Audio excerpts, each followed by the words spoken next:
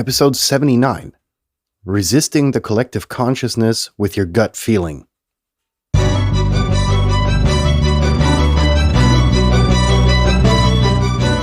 You're listening to the very best podcast in the world on health, wealth, and happiness.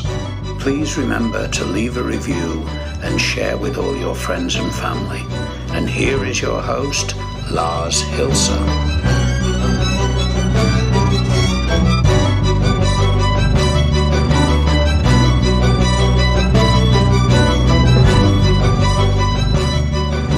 Welcome to the 79th episode of the very best podcast in the world, your best and only source for personal supremacy through health, wealth, and happiness. Ladies and boys, gentlemen, and girls, have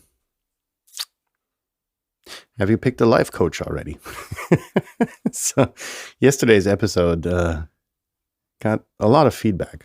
More than I anticipated. It was just rather interesting to see how many people are actually interested in consulting a life coach for a variety of reasons. And it was just, interesting to see the feedback that came my way and how grateful people were that, it's something they've always been looking at, and now they were grateful that they had a guide to actually use to find the right life coach or executive coach or sports coach or whatever, because the techniques I pointed out were kind of like usable for other coaches as well. So, the hashtags in the title were a bit, not misleading, but I didn't want to kind of cram it up. And so I reduced it to life coach and executive coach. That being said, today we are going to be resisting the collective consciousness with your gut feeling. Now, I think we need to do our homework and, not homework, what is it? Our chores, our housekeeping, and define what is or what the collective consciousness is, one, and what your gut feeling is, two. And then we need to combine the two and actually tell you why you, in some cases, should be trusting your gut rather than the collective consciousness. And let's get started, shall we? So, the collective consciousness. I always wanted to do an episode about connectedness. And in one episode, I already mentioned the story of where my grandmother passed away.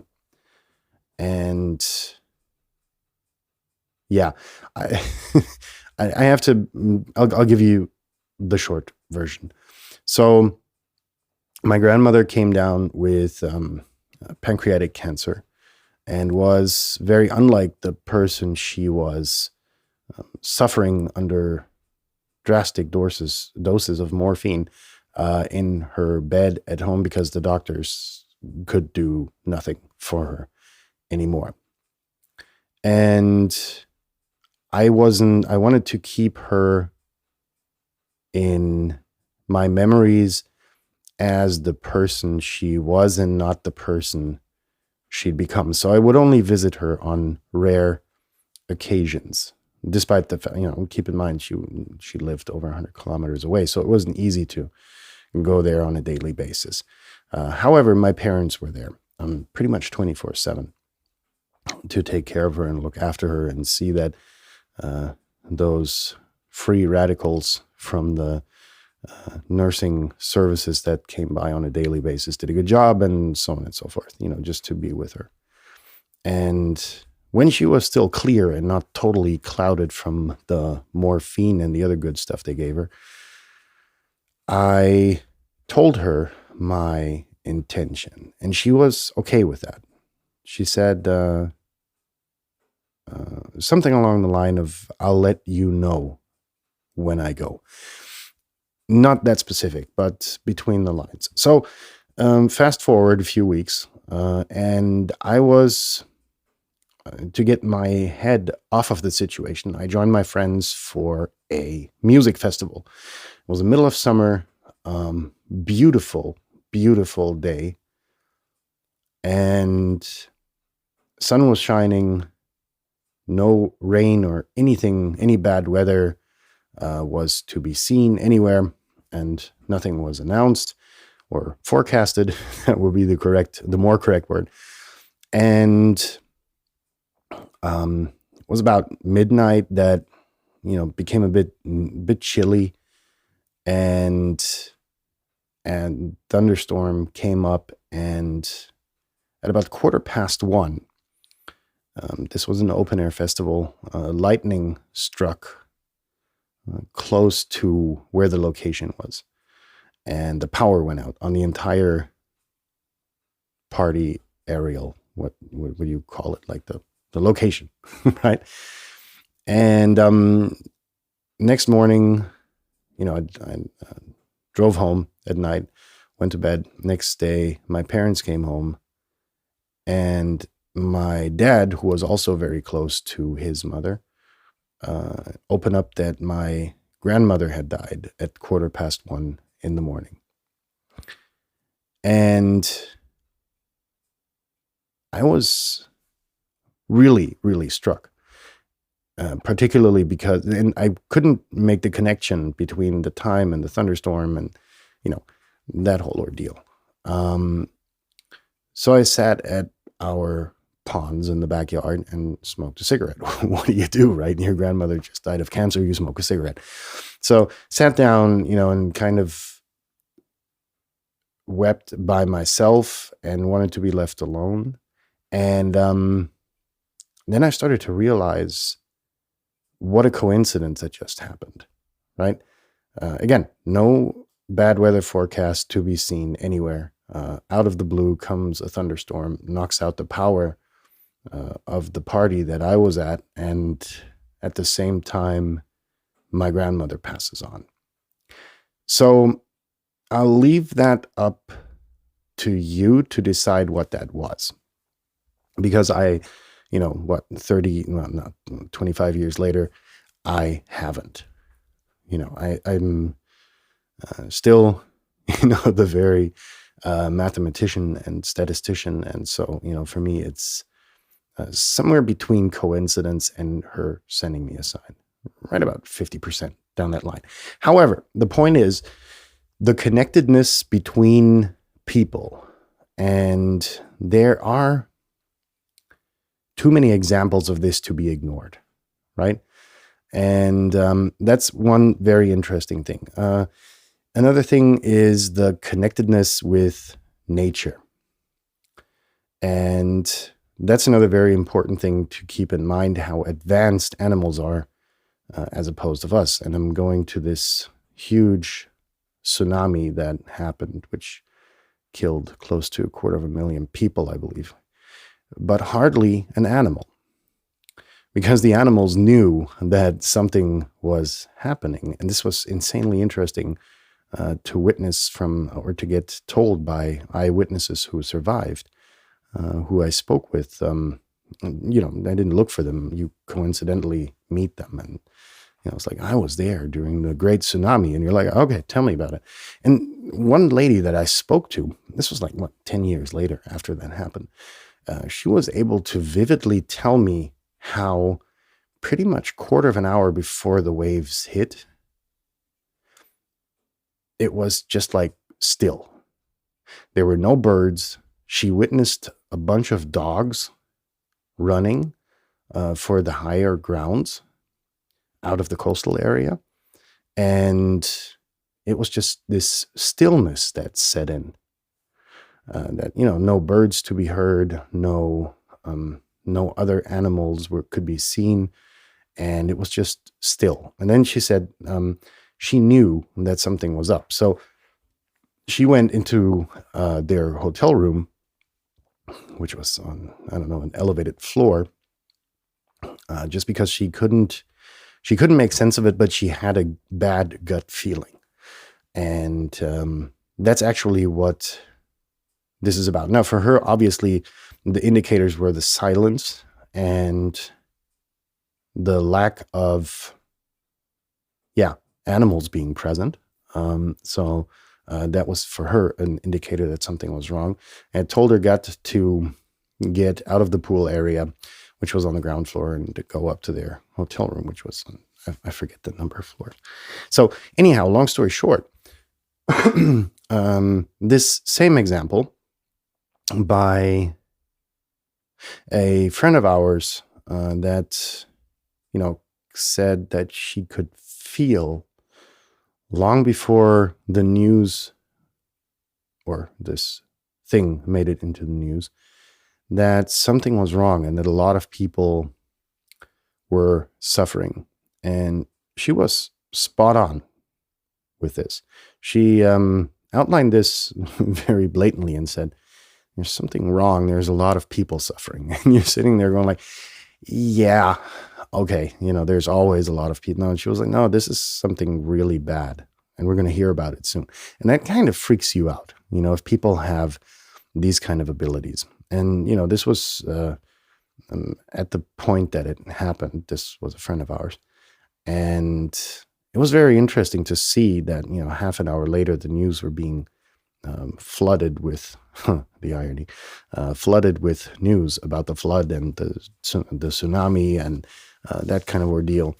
And she was spot on. And this wasn't the first time that I'd noticed that about her. It was the same with 9/11. I didn't believe her because I wasn't present when that happened.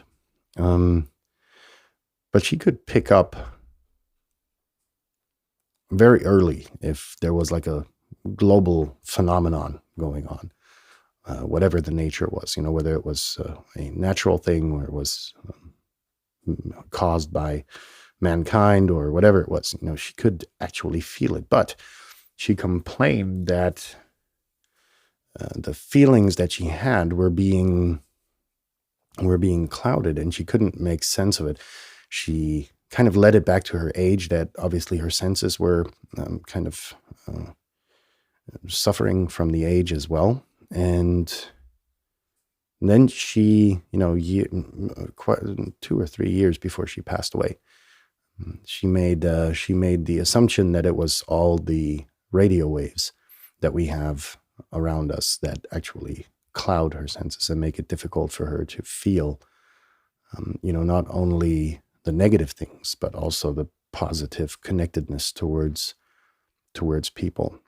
And that's very interesting. These are, very interesting examples that, from my life were there. If you have, similar examples, please feel free to email them to the very best podcast in the world at gmail.com.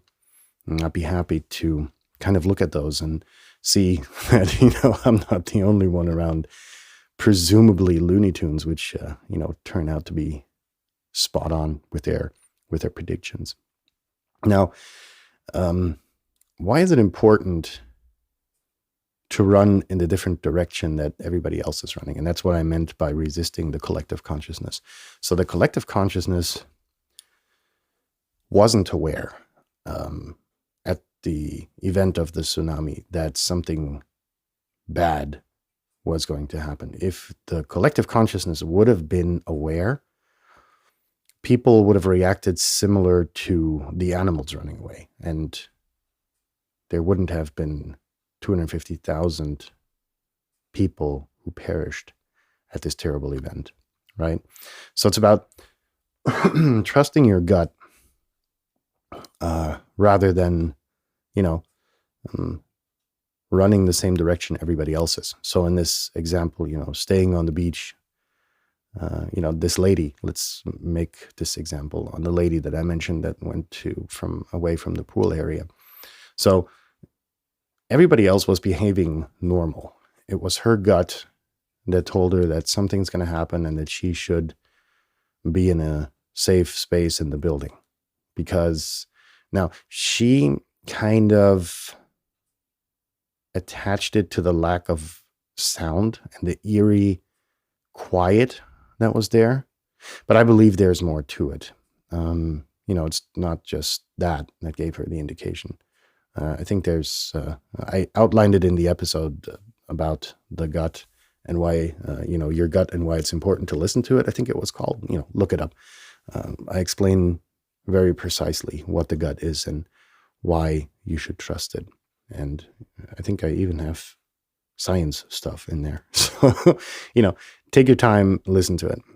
It's a very interesting addition to this. Now, and this is where it gets important for you. This is kind of like the takeaway, the lesson learned. Had this lady not insisted that she go to the hotel room rather than staying downstairs with everybody at the pool, she wouldn't have been able to tell me about that. And so it's insanely, insanely important to trust your gut and to stand your ground on that feeling. For me, I mentioned it in the various Rona rants I've done in the past episodes, that for me, it doesn't affect me at all. I live my life as I have before, and I'm going to live my life the way I lived afterwards. So for me, it's pretty much the same. I'm just really worried about all of those people who are going to be affected by their jobs being cut, having to sell their house, having to sell their belongings and all the shit they've worked for. And for me, when this whole thing started, my gut was telling me that there's something wrong. There's something off with this phenomenon. Up until today, sorry, I'm not one of the tinfoil hat battalion. What I'm saying is that there's something that doesn't feel right with this whole phenomenon. And I think that's what it boils down to. And you should trust your gut. And based on your gut instinct, you should react. And you should not defend your reaction. You should just react. And I think with that, we can pretty much close this episode. And tomorrow, we are going to have Exercise Friday. And on Exercise Friday, upon popular demand, we're going to do the third lesson in maximizing personal productivity. I've been getting so much feedback that these exercises were so great and helped such a lot of people that I'm actually going to do a third one tomorrow. It's already ready to be recorded. And in that sense, please subscribe to the podcast if you haven't, and make sure to share this episode with the first person that pops in your mind that could make use of it, and the second, and the third, and the fourth, and the fifth, and until your fingers are sore from sharing it with people who can use the information. And then I wish you a successful day. And if you've already had a successful day, have a good night. And we will be in touch tomorrow for Exercise Friday. Stay tuned. Peace out.